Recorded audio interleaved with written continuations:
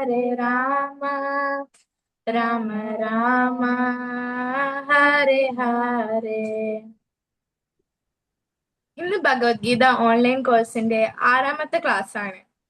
ഇന്ന് ഗീതാ മഹാത്മ്യത്തെ കുറിച്ച് നമുക്ക് പറഞ്ഞു തരുന്നത് ഹർ ഗ്രേസ് ഭൂദേവി ദേവദാസി മാതാജിയാണ്. മാതാജി അതിനായി സാദരം ക്ഷണിച്ചു കൊള്ളുന്നു. ഹരേ കൃഷ്ണ. പ്രണാമം മാതാജി. തുടങ്ങും.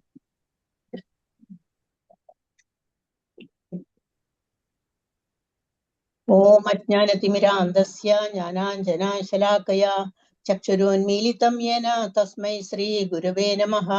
നമോ വിഷ്ണുപാദായ കൃഷ്ണപ്രേഷ്ഠായ ഭൂതലേ ശ്രീമതേ ഭക്തിവേദാന്ത സ്വാമിൻ ഇതി നാമിനേ. നമസ്തേ സാരസ്വതേ ദേവേ ഗൗരവാണി പ്രചാരിണേ നിർവിശേഷ ശൂന്യവാദി പാശ്ചാത്യദേശതാരിണേ. ജയ് ശ്രീ കൃഷ്ണ ചൈതന്യ പ്രഭു നിത്യാനന്ദ ശ്രീ അദ്വൈത ഗദാധര ശ്രീവാസാദി ഗൗരഭക്തവൃന്ദ. ഹരേ കൃഷ്ണ കൃഷ്ണ കൃഷ്ണ ഹരേ ഹരേ ഹരേ രാമ രാമ രാമ ഹരേ ഹരേ. ഓം നമോ ഭഗവതേ വാസുദേവായ. ഓം നമോ ഭഗവതേ വാസുദേവായ. ഓം നമോ ഭഗവതേ വാസുദേവായ. ശ്രീകൃഷ്ണ പരമാത്മനെ നമഃ. ഓം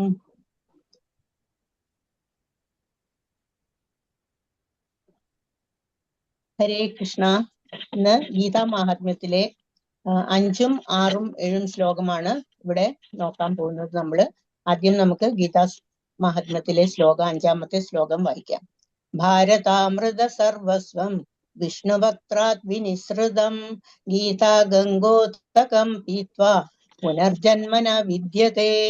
അതായത് ഇവിടെ പറയുന്നത് എന്താണെന്ന് വെച്ചാൽ ഗംഗാജലം പാനം ചെയ്യുന്നവൻ മോക്ഷം പ്രാപിക്കുന്നു. അതേസമയം ഭഗവത്ഗീത പാനം ചെയ്യുന്നവനെ കുറിച്ച് പിന്നെ എന്ത് പറയാനാണ്? ഒന്നും പറയാനില്ല. കാരണം അവൻ തീർച്ചയായും മോക്ഷം പ്രാപിക്കും എന്നാണ് അർത്ഥം. മഹാഭാരതത്തിന്റെ സാരാമൃതമാണ് ഭഗവത്ഗീത. ആദിവിഷ്ണുവായ ഭഗവാൻ ശ്രീകൃഷ്ണൻ നേരിട്ട് ഉപദേശിച്ചതാണ് ഭഗവത്ഗീത. ഭഗവാന്റെ മുഖാരവിന്ദത്തിൽ നിന്നും നിർഗളിച്ചതാണ് ഭഗവത്ഗീത. ഭഗവാന്റെ പാദപത്മങ്ങളിൽ നിന്നും ഉത്ഭവിച്ചതാണ് ഗംഗ. ഇങ്ങനെ നോക്കുമ്പോൾ ഭഗവാന്റെ മുഖവും പാദപത്മവുമായി യാതൊരു വ്യത്യാസവുമില്ല. എന്നാൽ പക്ഷപാതമില്ലാത്ത പഠനത്തിൽ നിന്നും നമുക്ക് മനസ്സിലാക്കാൻ സാധിക്കുന്നത് ഗംഗാജലത്തെക്കാൾ കുറച്ചുകൂടി പ്രാധാന്യമുള്ളതാണ് ഭഗവത്ഗീത പഠനം എന്നാണ് ഇതിന്ന് മനസ്സിലാക്കുന്നത്. അടുത്ത ശ്ലോകം നോക്കാം. സർവോപനിഷദോ ഗാവോ ദോഗ്ധാ ഗോപാലനന്ദനഃ പാർത്ഥോ വത്സാ സുധീർഭോക്ത ദുഗ്ധം ഗീതാമൃതം മഹത്. അതായത് ഭഗവത്ഗീത, ഗീതോപനിഷത്ത് എന്നീ ഗ്രന്ഥങ്ങൾ എല്ലാ ഉപനിഷത്തുകളുടെയും സാരമാണ്. അതേസമയം എല്ലാ ഉപനിഷത്തുകളും ഒരു പശുവിനെ പോലെയാണ് എന്നാണ് ഇവിടെ പറയുന്നത്. ഗോപകുമാരൻ എന്ന പ്രശസ്തനായ ശ്രീകൃഷ്ണ ഭഗവാൻ ആ പശുവിനെ കറക്കുന്നു. അർജുനനാണെങ്കിൽ ഒരു പശുക്കിടാവിനെ പോലെയാണ്. പണ്ഡിതന്മാരും പരമഭക്തന്മാരും അമൃതതുല്യമായ ഈ ഭഗവത്ഗീത പാനം ചെയ്ത് ആനന്ദിക്കുന്നു. അടുത്ത ശ്ലോകം നോക്കാം. ഏകശാസ്ത്രം ദേവകീ പുത്രഗീതം ഏകോ ദേവോ ദേവകീ പുത്ര ഏവ ഏകോ മന്ത്രസ്യ തസ്യ നാമാനി യാനി കർമാപി ഏകം തസ്യ ദേവസ്യ സേവ. ഇക്കാലത്തെ ജനങ്ങൾ ഒരേയൊരു ധർമ്മഗ്രന്ഥത്തെയും ഒരേയൊരു ഈശ്വരനെയും ഒരേയൊരു മതത്തെയും ഒരേയൊരു പ്രവൃത്തിയെയും മാത്രം സ്വീകരിക്കുവാൻ ഉത്സുകരാണ്. ആകയാൽ ഏകശാസ്ത്രം ദേവകീ പുത്രഗീതം എന്ന ഒറ്റ ഗ്രന്ഥം മാത്രം ഉണ്ടായിരിക്കട്ടെ. ലോകത്തിന് പൊതുവായ ഏക ധർമ്മഗ്രന്ഥം ഭഗവത്ഗീതയാണ്. ഏകോ ദേവോ ദേവകീ പുത്ര ഏവ. സമസ്ത വിശ്വത്തിനും ഒരേയൊരു ഈശ്വരൻ മാത്രം ഉണ്ടായിരിക്കട്ടെ, അതായത് ശ്രീകൃഷ്ണ ഭഗവാൻ. ഏകോ മന്ത്രസ തസ്യ നാമാനി. ഒരേ മന്ത്രം, ഒരേ പ്രാർത്ഥന, സങ്കീർത്തനം മാത്രം. എന്താണത്? ഹരേ കൃഷ്ണ കൃഷ്ണ കൃഷ്ണ ഹരേ ഹരേ ഹരേ രാമ രാമ രാമ ഹരേ ഹരേ എന്ന പ്രാർത്ഥന. കർമ്മപേക്യം തസ്യ ദേവസ്യ സേവ. അതായത് ഒരൊറ്റ പ്രവൃത്തി മാത്രം ഉണ്ടായിരിക്കട്ടെ. എന്താണത്? പരമദിവ്യോത്തമ പുരുഷന്റെ സേവനം. നമ്മള് ഭക്തിയുത സേവനം ചെയ്തും ഭഗവത്ഗീത യഥാരൂപം പഠനം ചെയ്തും ഭാഗവതം മുതലായ ഗ്രന്ഥങ്ങൾ വായിച്ചും ഹരേ കൃഷ്ണ മന്ത്രം നിരന്തരമായി ജപിച്ചും നമ്മുടെ സ്വന്തം വീടായ ശ്രീകൃഷ്ണ ഭഗവാന്റെ ശാശ്വത ലോകമായ ഗോലോകത്തിലേക്ക് പോകാൻ നമുക്ക് ഒത്തൊരുമിച്ച് പ്രവർത്തിക്കാം. ദുഃഖപൂർണവും നശ്വരവുമായ ഈ ഭൗതിക ലോകത്തിൽ നിന്നും ഒരു ജന്മം ഇല്ലാണ്ടിരിക്കാൻ നമുക്ക് ഒരുമിച്ച് പ്രാർത്ഥിക്കാം. ഭഗവത്ഗീത 4-ാമത്തെ അധ്യായത്തില് 9-ാമത്തെ ശ്ലോകം പറയുന്നത് എന്താണ്? ജന്മ കർമാച മേ ദിവ്യം ഏവം യോ വേതി തത്വതഃ ത്യക്താ ദേഹം പുനർജന്മ നൈതി മാമേതി സോർജുന. അതായത്, അല്ലയോ അർജുന, എന്റെ ജനനത്തിന്റെയും പ്രവൃത്തികളുടെയും അതീന്ദ്രിയമായ സ്വഭാവം മനസ്സിലാക്കിയിട്ടുള്ളവർ മരണശേഷം ഈ ഭൂലോകത്തിൽ വന്ന് പിറക്കുന്നില്ല. കാരണം അവർ എന്റെ സ്വധാമമായ ശാശ്വതധാമമായ ഗോലോക വൃന്ദാവനത്തിൽ വസിക്കുന്നു എന്നാണ് ഇത് പറയുന്നത്. ഇത് ശ്രീകൃഷ്ണ ഭഗവാൻ പറഞ്ഞിട്ടുള്ള വാക്കുകളാണ്. ഇത് സത്യവുമാണ്. അതുകൊണ്ട് നമുക്കിത് വിശ്വസിച്ച് മുന്നോട്ട് പോകാം. ഹരേ കൃഷ്ണ. ജയ് ശ്രീല പ്രഭുപാദ്, ജയ് ഗുരു മഹാരാജ്. താങ്ക് യു മാതാജി, വളരെ നന്നായി പറഞ്ഞു. അടുത്തതായി ഹരിനാമ മഹാത്മ്യത്തെ കുറിച്ച് നമുക്ക് പറഞ്ഞു തരുന്നതിനായി ഭക്തിൻ ഡോക്ടർ ഗീതാബായ് മാതാജിയെ ബഹുമാനപൂർവ്വം ക്ഷണിച്ചുകൊള്ളുന്നു. ഹരേ കൃഷ്ണ മാതാജി, താങ്ക് യു. എനിക്ക് തന്നിരിക്കുന്നത് ഹരിനാമത്തിന്റെ പ്രാധാന്യത്തെ കുറിച്ചാണ്. ഇപ്പൊ നേരത്തെ കഴിഞ്ഞിരുന്ന മാതാജി പറഞ്ഞതുപോലെ ഹരിനാമ കീർത്തനം എന്ന് പറഞ്ഞു. ഹരേ കൃഷ്ണ കൃഷ്ണ കൃഷ്ണ ഹരേ ഹരേ, ഹരേ രാമ രാമ രാമ ഹരേ ഹരേ എന്ന് പറഞ്ഞു. അതിന്റെ പ്രാധാന്യം എന്താണെന്ന് കൂടി പറയാൻ വേണ്ടിയാണ് എനിക്ക് തന്നിരിക്കുന്നത്.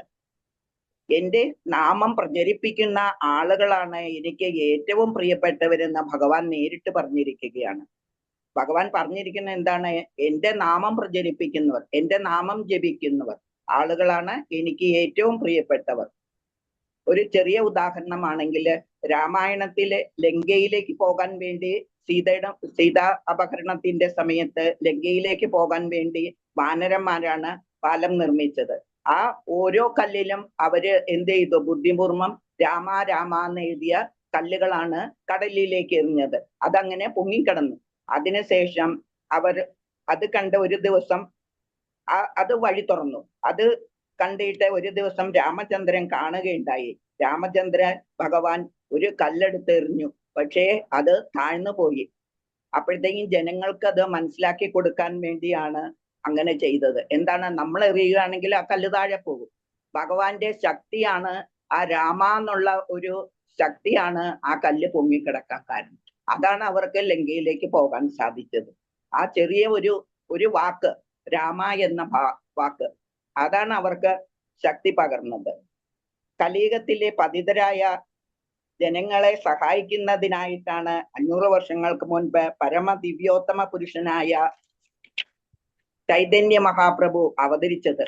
അദ്ദേഹം ഹരേ കൃഷ്ണ നാമമാണ് പ്രചരിപ്പിക്കുന്നതിന് വേണ്ടിയാണ് വന്നത്. ഹരേ കൃഷ്ണ കൃഷ്ണ കൃഷ്ണ ഹരേ ഹരേ, ഹരേ രാമ രാമ രാമ ഹരേ ഹരേ. ആ വാക്ക്, ആ മന്ത്രമാണ് നമുക്ക് വേണ്ടത്. ആ ഉപദേശമാണ്. മറ്റു മാർഗങ്ങളോ ഈ യുഗത്തില് സാധ്യമല്ല എന്ന ഉപദേശം തന്നു. മറ്റു മാർഗങ്ങളോ യജ്ഞങ്ങളോ നമുക്ക് ഈ കലിയുഗത്തിൽ പ്രയോജനം കിട്ടില്ല. നമുക്ക് കിട്ടുന്ന ഒരു വാക്കാണ് ഹരിയുടെ നാമങ്ങൾ.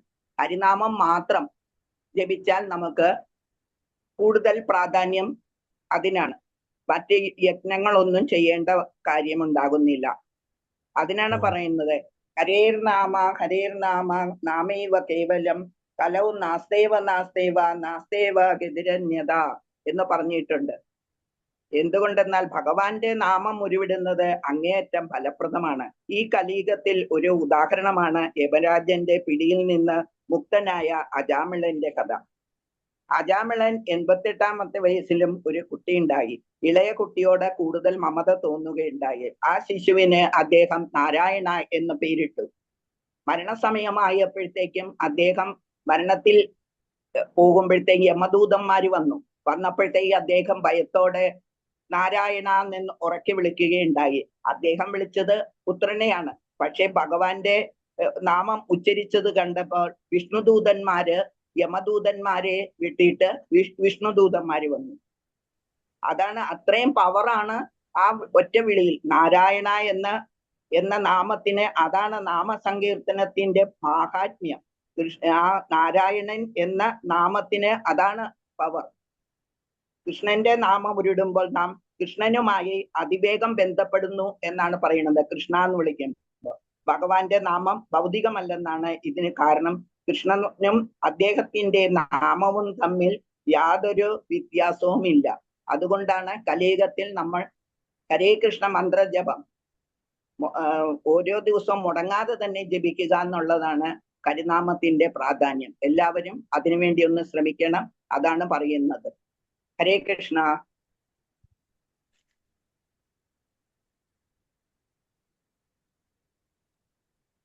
താങ്ക് യു മാതാജി, വളരെ നന്നായി മനസ്സിലായി. ഇന്ന് ഭഗവത്ഗീതയിലെ 2-ാം അധ്യായത്തിലെ 54 മുതൽ 72 വരെ ശ്ലോകങ്ങൾ നമുക്കായി പറഞ്ഞു തരുന്നത് her grace doctor Nalini Rukmini Devidasi മാതാജിയാണ്. ക്ലാസ് എടുക്കാൻ ക്ഷണിക്കുന്നതിന് മുമ്പായി മാതാജിയെ കുറിച്ച് 2 വാക്ക്. നളിന മാതാജി മികച്ച ഒരു ഹോമിയോ ഡോക്ടറാണെന്നുള്ള വിവരം എല്ലാവർക്കും അറിയാമല്ലോ. ചോറ്റാനിക്കരയിലെ പടിയാർ മെമ്മോറിയൽ ഹോമിയോപ്പതിക് മെഡിക്കൽ കോളേജിലും തിരുവനന്തപുരം ഗവൺമെന്റ് ഹോമിയോപ്പതിക് മെഡിക്കൽ കോളേജിലുമാണ് മാതാജി പഠിച്ചത്. നിലവിൽ എറണാകുളത്തെ ഇടപ്പള്ളിയിലുള്ള സ്വന്തം ക്ലിനിക്കിലാണ് മാതാജി പ്രാക്ടീസ് ചെയ്യുന്നത്. മാതാജി കർണാടക സംഗീതത്തിൽ ഹയർ ഡിപ്ലോമ നേടിയിട്ടുണ്ട്. കൂടാതെ പരിശീലനം ലഭിച്ച ഭരതനാട്യം നർത്തകി കൂടിയാണ് മാതാജി. മാതാജി ശ്രീല പ്രഭുപാദരുടെ കൃഷ്ണാബോധ പ്രസ്ഥാനവുമായി ബന്ധപ്പെടുന്നത് ദുബായിൽ താമസിക്കുമ്പോഴാണ്. തുടർന്ന് ഹിസ് ഹോൾനെസ് ജയപതാക സ്വാമി മഹാരാജിൽ നിന്നും ദീക്ഷ സ്വീകരിക്കുകയും ചെയ്തു.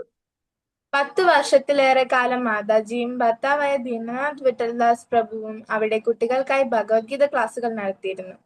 കൂടാതെ ഇപ്പോഴും മാതാജിയും പ്രഭുവും 2 മക്കളും മരുമകനും കൃഷ്ണബോധം പരിശീലിക്കുകയും മറ്റുള്ളവരെ പരിശീലിപ്പിക്കുകയും ചെയ്തു വരുന്നു. മാതാജിയുടെ എനർജി ലെവൽ നമുക്ക് എല്ലാവർക്കും അറിയാം. ഈ ഊർജം നമുക്ക് എല്ലാവർക്കും പ്രചോദനം നൽകുന്നതാണ്. ഞാൻ മാതാജിയെ ഭഗവത്ഗീത ക്ലാസ് എടുക്കുന്നതിനായി ക്ഷണിച്ചു കൊള്ളുന്നു.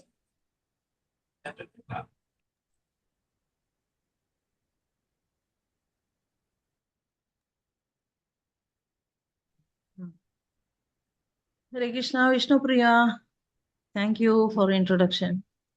Hare Krishna. കേക്കാലോ അല്ലേ?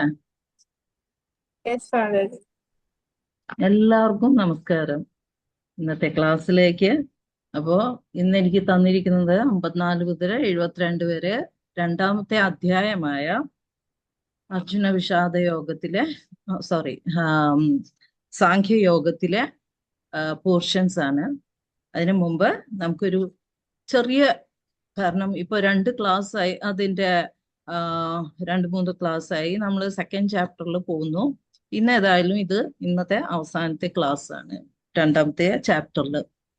അപ്പോ ഭഗവാനോട് യുദ്ധം ചെയ്യാൻ ഭയങ്കര ബുദ്ധിമുട്ടാണ്. അർജുനന്റെ വിഷമമാണ് ഇത് തുടക്കത്തിൽ പറയുന്നത്. അപ്പൊ കൃഷ്ണൻ ചോദിക്കുക, ഈ ഇത് എന്താ പറയാ, മനസ്സിലെ ഈ വിഷമം നിനക്ക് എങ്ങനെയാണ് വന്നിരിക്കുന്നത്? സാധാരണ ഒരു ക്ഷത്രിയൻ ആണെന്ന് വെച്ചാല് ഒരു യുദ്ധം ചെയ്യണമെന്ന് വെച്ചാൽ ആ യുദ്ധത്തിന് ആഗ്രഹത്തോടെ മുന്നോട്ട് വരും. നിനക്ക് എങ്ങനെയാണ് ഇത്രയും ബുദ്ധിമുട്ട് അല്ലെങ്കിൽ ഇത്രയും വിഷമം നിനക്ക്? കുതസ്ഥ കശ്മലമിതം എന്ന് പറഞ്ഞിട്ട് എവിടുന്ന് വന്നു ഈ മാലിന്യം? അങ്ങനെയാണ്. ഇത് ഒരു ആണത്വമില്ലായ്മയാണ്, അല്ലെങ്കിൽ ഒരു ആണിന് ചേർന്നതല്ല. നിന്നെ പോലെ ഒരു യോദ്ധാവാണ്. ഇങ്ങനെയൊന്നും പറയാൻ വിഷമിക്കാൻ പാടില്ലാത്തതാണ്.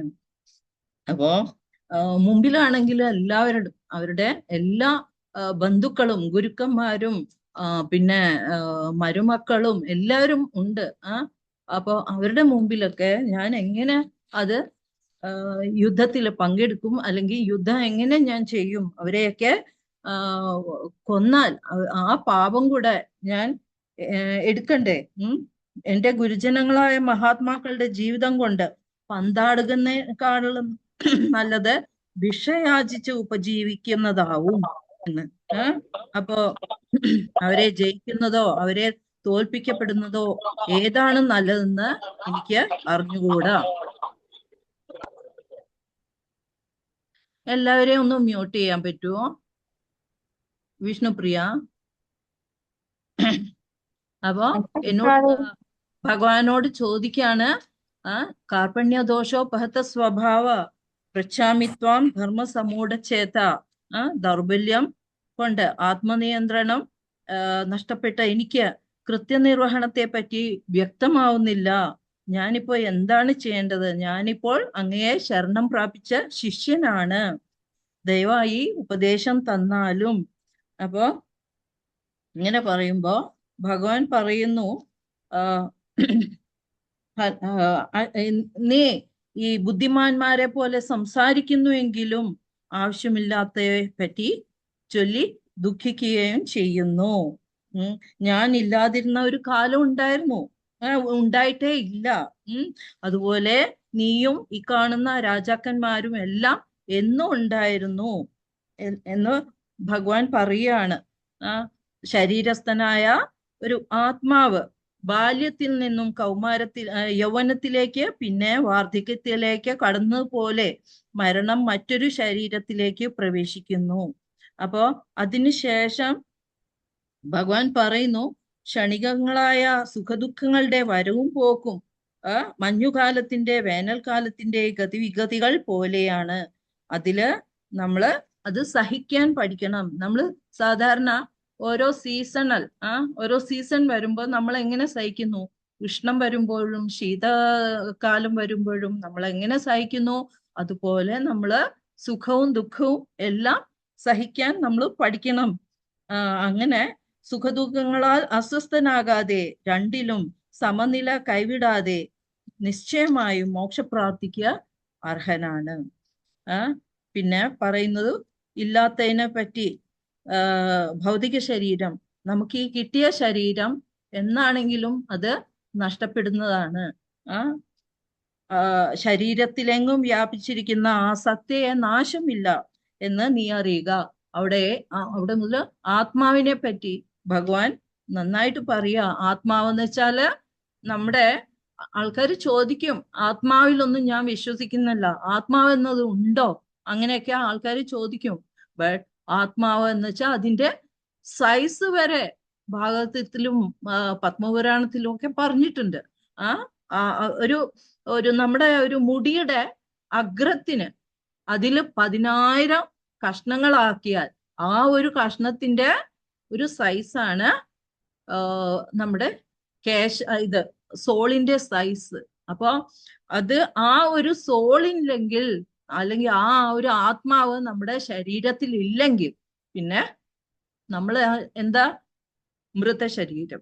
നമുക്ക് ഒന്നും തന്നെ ചെയ്യാൻ പറ്റില്ല. അപ്പൊ ആ ഒരു സ്പാർക്ക്, അല്ലെങ്കിൽ ആ ഒരു ചെറിയ ഒരു എന്താ പറയാ, ചെറിയ കണിക, ആ ഭഗവാന്റെ ആ അംശം, ആ ജീവാത്മാവ് എന്നത് ആ ബോഡിയിൽ ഇങ്ങനെ പ്രവർത്തിക്കുന്നത് കൊണ്ടാണ് നമ്മൾ ഈ സംസാരിക്കുന്നതും കൈ വെച്ചിട്ട് എല്ലാ കാര്യങ്ങളും. അതില്ലെങ്കിൽ പിന്നെ അത് ജഡമായി മാറുന്നു.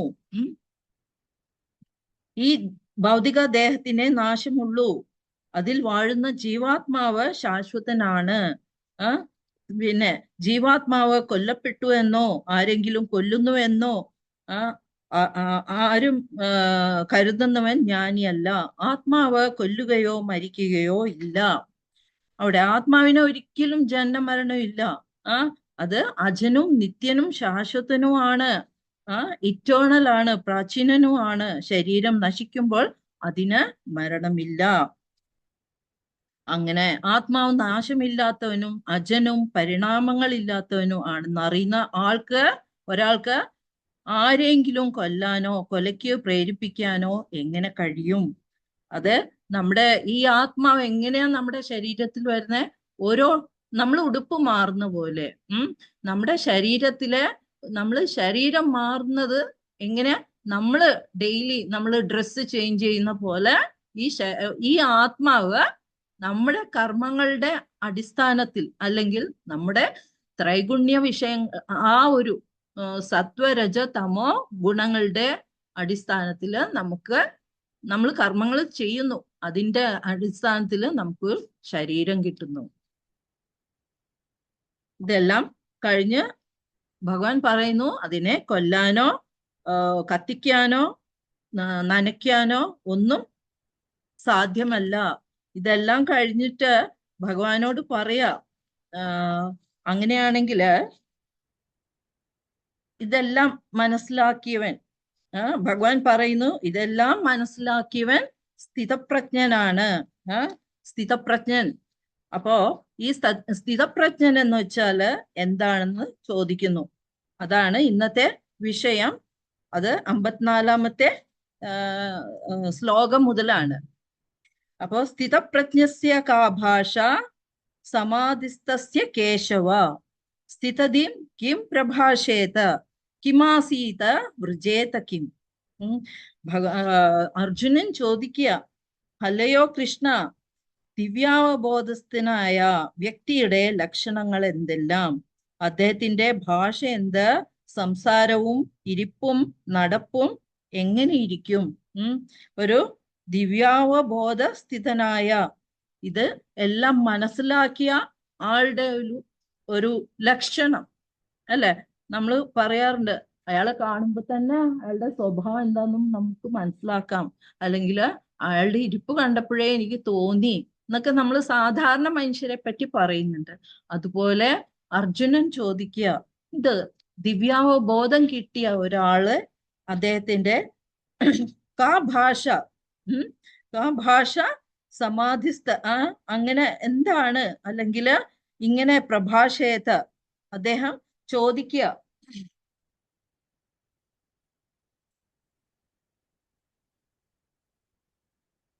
അദ്ദേഹത്തിന്റെ ഒരു ജനറൽ സിംറ്റംസ്, ഒരു അടയാളങ്ങൾ എന്തായിരിക്കും? പ്രഭാഷേത എന്ന് വെച്ചാല് അദ്ദേഹം എങ്ങനെയായിരിക്കും സംസാരിക്കുന്നത്? കിം ആസീത്ത്, അദ്ദേഹത്തിന്റെ ഇരിപ്പ് എങ്ങനെയായിരിക്കും? അല്ലെങ്കിൽ കിം വ്രജേത, അദ്ദേഹത്തിന്റെ നടപ്പ് എങ്ങനെയായിരിക്കും? ഇതെല്ലാം സാധാരണ ഒരു സവിശേഷ ലക്ഷണങ്ങളുണ്ട്. എല്ലാത്തിനും ഒരു മാനദണ്ഡമുണ്ട്. അപ്പൊ കൃഷ്ണാബോധമാർന്ന ഒരാൾ എങ്ങനെ സംസാരിക്കുന്നു എന്നതിനാണ് പ്രാധാന്യം. എന്തെന്നാൽ ഏതൊരാളുടെയും വൈശിഷ്ട്യത്തിന്റെ മാനദണ്ഡം സംഭാഷണമാണ്. അപ്പൊ ഒരാള് ബുദ്ധിയുള്ള ആളാണോ അല്ലെങ്കിൽ വിഡ്ഢിയാണോ എന്ന് നമുക്ക് ഒരാളെ തിരിച്ചറിയാൻ ബുദ്ധിമുട്ടാവും. അപ്പോ ഈ സംഭാഷണം അല്ലെങ്കിൽ അദ്ദേഹത്തിന്റെ വാ തുറക്കുമ്പോൾ നമുക്ക് ഒരാളെ കുറിച്ച് മനസ്സിലാക്കാൻ പറ്റും. അതാണ്. അപ്പോ കൃഷ്ണാബോധമാർന്ന മുഖ്യ ലക്ഷണം എന്താ? അവര് കൃഷ്ണനെ പറ്റി മാത്രമേ സംസാരിക്കുള്ളൂ, കൃഷ്ണ സംബന്ധമായ കാര്യങ്ങളെ കുറിച്ചും മാത്രം സംസാരിക്കുന്നു എന്നതാണ് ഒരു സവിശേഷ ലക്ഷണം. പിന്നെ ഭഗവാൻ പറയുന്നു, ശ്രീ ഭഗവാനുവാച പ്രജഹാതി യദാ കാമാൻ സർവാൻ പാർത്ഥ മനോഗതാൻ ആത്മന്യേവാത്മനാ തുഷ്ട സ്ഥിതപ്രജ്ഞസ്തദോച്യതേ. ഭഗവാൻ പറയുന്നു, എങ്ങനെയാ? ഹേ പാർത്ഥ, മനകൽപ്പിതങ്ങളാൽ ഉണ്ടാക്കുന്ന നാനാവിധത്തിലുള്ള ഐന്ദ്രിയകാംക്ഷകളെ ത്യജിക്കുന്നതോടൊപ്പം മനസ്സ് ശുദ്ധീകരിക്കപ്പെടുകയും ആത്മാവിൽ തന്നെ സംതൃപ്തി കൊള്ളുകയും ചെയ്യുമ്പോൾ ഒരാൾ സ്ഥിതപ്രജ്ഞനെന്ന് പറയപ്പെടുന്നു.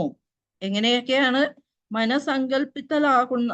അത് നാനാവിധത്തിലുള്ള നമ്മുടെ ഇന്ദ്രിയ വിഷയങ്ങൾ, നമ്മുടെ ആഗ്രഹങ്ങൾ, അല്ലെങ്കിൽ ഇന്ദ്രിയങ്ങളുമായിട്ടുള്ള നമ്മുടെ സെൻസ് എൻജോയ്മെന്റ് എന്ന് പറയാം, അല്ലെങ്കിൽ നമ്മുടെ ഇന്ദ്രിയങ്ങളെല്ലാം കൂടെ ഓരോരുത്തര്, ചിലർക്ക് ബാഹ്യമായ കാഴ്ചകൾ കാണാനായിരിക്കും ഇഷ്ടം, അല്ലെങ്കിൽ ചിലപ്പോ റാപ്പ് മ്യൂസിക് കേൾക്കാനായിരിക്കും ഇഷ്ടം, അല്ലെങ്കിൽ ഒരാൾക്ക് അങ്ങനെ നമ്മുടെ ഇന്ദ്രിയങ്ങളെ എങ്ങനെയൊക്കെ നമ്മൾ യൂട്ടിലൈസ് ചെയ്യണം, അല്ലെങ്കിൽ എങ്ങനെയൊക്കെ നമ്മൾ പ്രയോഗത്തിൽ ഭഗവാന്റെ ഒരു പ്രവർത്തനത്തിൽ കൃഷ്ണാബോധത്തിന് വേണ്ടി നമ്മൾ എന്തൊക്കെ ചെയ്യണം എന്നതാണ് ഇവിടെ ഊന്നി പറയുന്നത്. അപ്പോ നമ്മുടെ മനക്കൽപ്പിതങ്ങളാൽ ഉണ്ടാകുന്ന നാനാവിധത്തിലുള്ള ഇന്ദ്രിയകാംക്ഷകളെ ത്യജിക്കുന്നതോടൊപ്പം അതെല്ലാം ത്യജിക്കണം.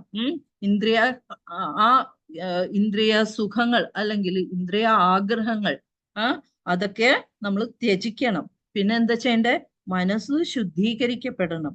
ഇപ്പൊ മാതാജിമാര് പറഞ്ഞു മനസ്സ് എങ്ങനെ ശുദ്ധീകരിക്കണം, അല്ലെങ്കിൽ ആ ഹരിനാമത്തിലൂടെ. എന്തുകൊണ്ടാണ് നമ്മൾ ഈ പ്രോഗ്രാമില് ഹരിനാമം ചേർത്തിരിക്കുന്നത്? നമ്മള് ഈ ഹരിനാമത്തിന് മനസ്സ് ശുദ്ധീകരിക്കാനുള്ള പവർ ഉണ്ട്. വേറെ ഒന്നിനും അതില്ല. നിങ്ങൾ ഏത് സിനിമ കാണുവോ, നിങ്ങൾ എവിടെ പാർക്കില് കറങ്ങാൻ പോയോ, അല്ലെങ്കിൽ നിങ്ങൾ എവിടെങ്കിലും ഈ പുറം കാഴ്ചകൾ കാണാൻ പോയോ, എന്താ വെച്ചാലും നമ്മുടെ മനസ്സ് ശുദ്ധീകരിക്കാൻ സാധ്യമല്ല. ശുദ്ധീകരിക്കണമെങ്കിൽ ഭഗവാന്റെ ഹരിനാമത്തിലൂടെ മാത്രമേ ചെയ്യാൻ പറ്റുള്ളൂ. കാരണം ചൈതന്യ മഹാപ്രഭു പറഞ്ഞത് എന്താ? ചൈതന്യ മഹാപ്രഭു 8 ശ്ലോകങ്ങൾ എഴുതിയിട്ടുണ്ട്. ചൈതന്യ മഹാപ്രഭു ഈ കലിയുഗത്തില് ഒരു കൃഷ്ണന്റെ അവതാരമാണ്, ഒരു സന്യാസ അവതാരമായിട്ട് വന്നത്. അപ്പൊ ആ കൃഷ്ണാവതാരം എടുത്ത ആ സന്യാസ രൂപത്തിലുള്ള ഭഗവാൻ പറഞ്ഞത് എന്താ? ചേതോദർപ്പണ മാർജനം ഭൗമഹാദാവാഗ്നി നിർവാപണം ശ്രേയസ് ചന്ദ്രികാ വിതരണം വിദ്യാവതൂ ജീവനം. അപ്പൊ അതില് ചേതോദർപ്പണ മാർജനം, നമ്മുടെ മനസ്സ് എങ്ങനെ അത് കഴുകി വൃത്തിയാക്കുന്നത്? അത് ഹരിനാമ കീർത്തനത്തിലൂടെ. അപ്പൊ നമ്മൾ അങ്ങനെയാണ് ഓരോ മനസ്സ് ശുദ്ധീകരിക്കുന്നതും ആത്മാവിൽ സംതൃപ്തി കൊള്ളുന്നു. നമുക്ക് കിട്ടിയ എന്താണെന്ന് വെച്ചാല് നമ്മള് തൃപ്തിയോടെ ജീവിക്കുക. അങ്ങനെയുള്ള ഒരാള് സ്ഥിതപ്രജ്ഞനെന്ന് പറയപ്പെടുന്നു.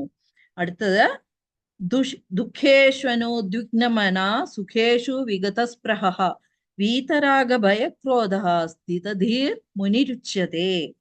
ഇവിടെ ത്രിവിധ ക്ലേശങ്ങൾക്കു നടുവിലും മനസ്സ് പ്രക്ഷുബ്ധമാവാതെയും സുഖത്തിൽ അമിതമായി സന്തോഷിക്കാതെയും ആസക്തി, ഭയം, ക്രോധം ഇവയിൽ നിന്ന് വിമുക്തനായും ഇരിക്കുന്ന വ്യക്തിയെ സ്ഥിതപ്രജ്ഞൻ എന്ന് പറയുന്നു. ത്രിവിധ ക്ലേശങ്ങൾ എന്താ അറിയാവോ? ആർക്കെങ്കിലും പറയാവോ? അൺമ്യൂട്ട് ചെയ്തിട്ട് പറയാം വേണമെങ്കിൽ. ത്രിവിധ ആസക്തി, ഭയം, ക്രോധം. ത്രിവിധ ക്ലേശങ്ങൾ അതെന്താന്ന് വെച്ചാല്, ഹലോ, പറയൂ. ആസക്തി, ഭയം, ക്രോധം. വേറെ ആർക്കെങ്കിലും എന്തെങ്കിലും പറയാനുണ്ടോ? ഔദ്ധികം, ആധ്യാത്മികം,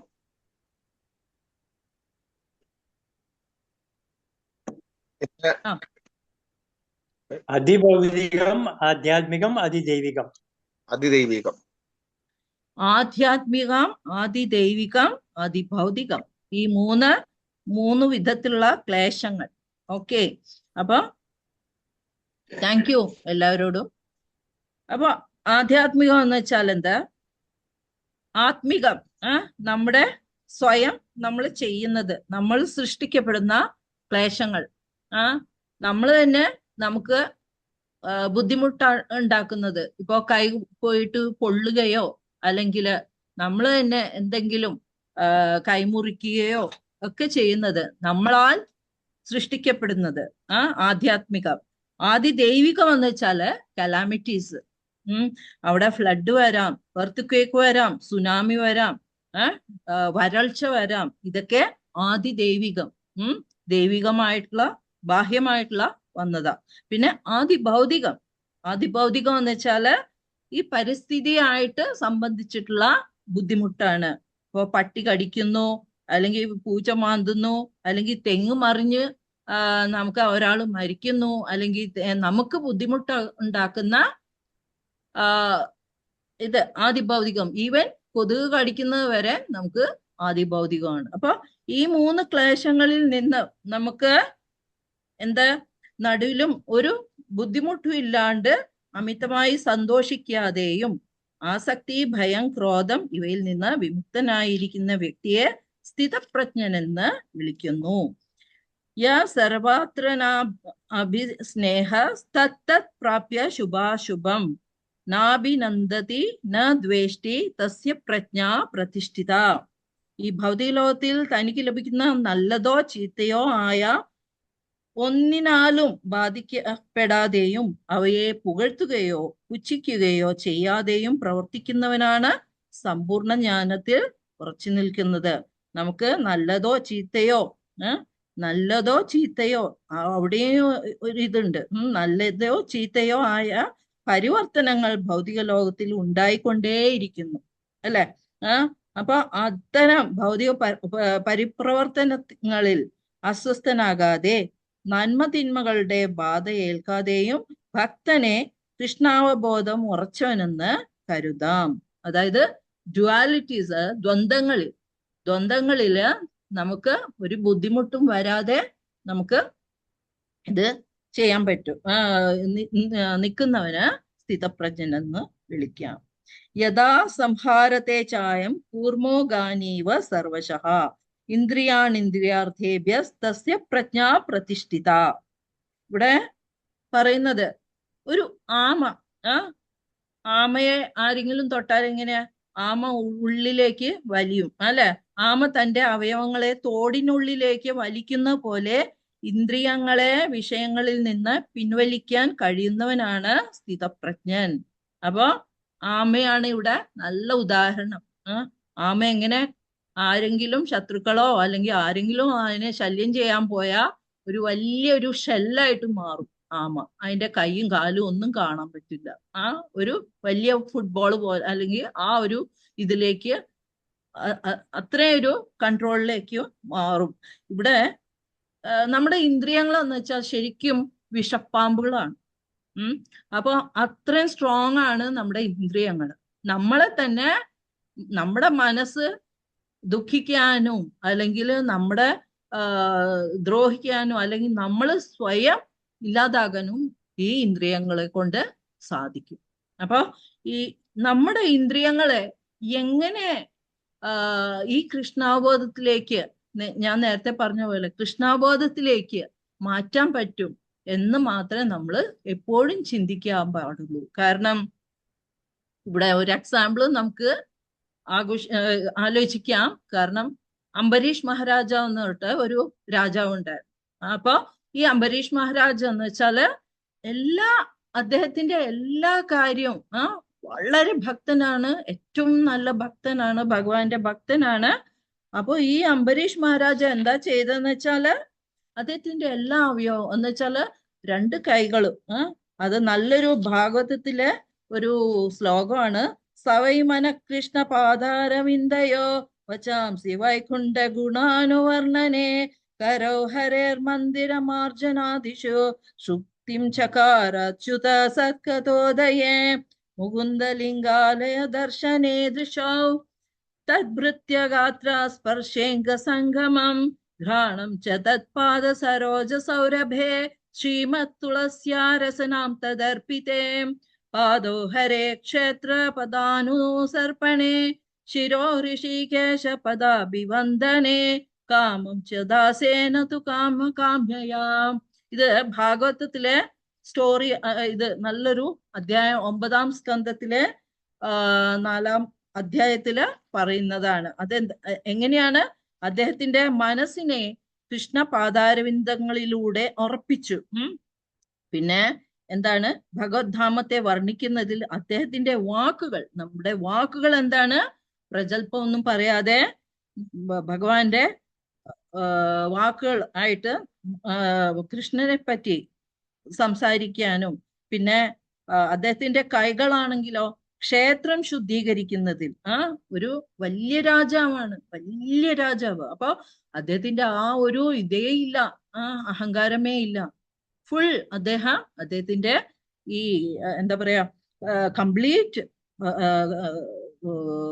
അവയവങ്ങൾ, അംഗങ്ങൾ എല്ലാം തന്നെ ഭഗവാന് വേണ്ടി മാറ്റിവെച്ചിരിക്കുകയായിരുന്നു.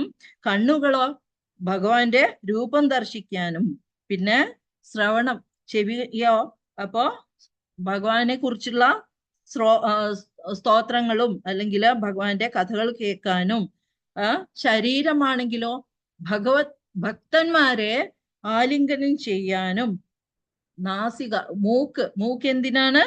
തുളസി, ഭഗവാന്റെ കാൽപാദങ്ങളിൽ കിടക്കുന്ന ആ തുളസി മണുക്കാനും പിന്നെ തൃപ്പാദങ്ങൾ അമ്പലങ്ങളിൽ പോകാനും, ഇതെല്ലാം ഓരോ കാര്യം അദ്ദേഹത്തിന്റെ അവയവങ്ങളാന്ന് വെച്ചാല് എല്ലാത്തിനും ഇത് ചെയ്തു. അപ്പൊ അങ്ങനെയാണ് നമ്മള് ഓരോ ഇന്ദ്രിയങ്ങളും നമ്മള് ഭഗവാന് വേണ്ടി സമർപ്പിക്കേണ്ടത്. അങ്ങനെ അടുത്ത ശ്ലോകം, വിഷയാവിനിവർത്തന്തെ നിരാഹാരസ്യ ദേഹിന രസവർജം രസോപ്യസ്യ പരം ദൃഷ്ട്വാ നിവർത്തതേ. ഇവിടെ പറഞ്ഞത് വിഷയസുഖങ്ങളോടുള്ള താല്പര്യം നിലനിൽക്കുന്നുണ്ടെങ്കിലും ശരീരസ്ഥനായ ആത്മാവ് ഇന്ദ്രിയ നിയന്ത്രണം പാലിക്കേണ്ടതാണ്. ഇത്തരം പ്രക്രിയകൾ അവസാനിപ്പിച്ച് ഉന്നതമായ രുചി അനുഭവിക്കുന്നതോടെ അയാൾ സ്ഥിതപ്രജ്ഞനാകുന്നു. ഇന്ദ്രിയം നമ്മള് നിയന്ത്രിച്ചേ പറ്റൂ. കൃഷ്ണാബോധത്തിന്റെ രസം ലഭിച്ചു തുടങ്ങുന്നതുവരെ മാത്രമേ ഈ നിബന്ധനകളുടെ ആവശ്യമുള്ളൂ. ശരിക്കും കൃഷ്ണാബോധം ഉദിച്ചവനാകട്ടെ തുച്ഛ വിഷയങ്ങളിലുള്ള ആസക്തി തനിയെ നശിക്കും. അതാണ് ഭഗവാനെ കുറിച്ച് കേൾക്കാനും ഭഗവാൻ നാമം നമ്മള് ഉച്ചരിക്കാനും. ശ്രവണം, കീർത്തനം, നമ്മൾ ആദ്യം ശ്രവിക്കുക, പിന്നെ കീർത്തനം ചെയ്യുക. അപ്പോ ഓട്ടോമാറ്റിക്കലി നമ്മള് ഭഗവാനെ കുറിച്ച് ചിന്തയിലുണ്ടാവും. അപ്പൊ ചോദിക്കാം, ഈ ചെറിയ കുട്ടികള് അല്ലെങ്കിൽ ചെറുപ്പത്തില് ഉള്ള കുട്ടികള് അവരെങ്ങനെ ഇതില് വരും? സത്യം പറഞ്ഞാല് അച്ഛനമ്മമാര് 5 വയസ്സ് മുതൽ കുട്ടികളെ ഭഗവത് കൃഷ്ണാവബോധത്തിലേക്ക് കൊണ്ടുവരണം. 5 വയസ്സ് മുതൽ അവർക്ക് ആ ബുദ്ധി ഉദിക്കുന്ന ആ സമയത്ത് ആണ് ഏറ്റവും അവരുടെ ബ്രെയിനൊക്കെ ക്ലിയർ ആയിട്ടുള്ളത്. ആ സമയത്ത് കൃഷ്ണാവബോധത്തെ കുറിച്ച് മനസ്സിലാക്കാനും പറഞ്ഞു കൊടുക്കാനും ഏറ്റവും അത് പ്രഹ്ലാദൻ, നരസിംഹ അവതാരത്തില് പ്രഹ്ലാദൻ തന്നെ ഈയിടെ ആയിട്ട് നിങ്ങൾ കണ്ടിട്ടുണ്ടാവും. നരസിംഹ അവതാരം എന്നൊരു സിനിമ വന്നിരുന്നു. ഇംഗ്ലീഷാണ്, ഹിന്ദിയിലുണ്ടായിരുന്നു, അപ്പൊ മലയാളത്തിലുണ്ടായിരുന്നു. അതിലെന്താ 5 വയസ്സ് മുതൽ പ്രഹ്ലാദൻ കൂട്ടുകാരെയൊക്കെ നാരായണനെ പറ്റി ഭഗവാനെ പറ്റി പറഞ്ഞ് മനസ്സിലാക്കി കൊടുക്കുവാണ്. അപ്പൊ എന്താ, നമ്മുടെ മനസ്സ് എപ്പോഴും വളരെ ഇന്നസെന്റ് ആയിരിക്കും ആ സമയത്ത്.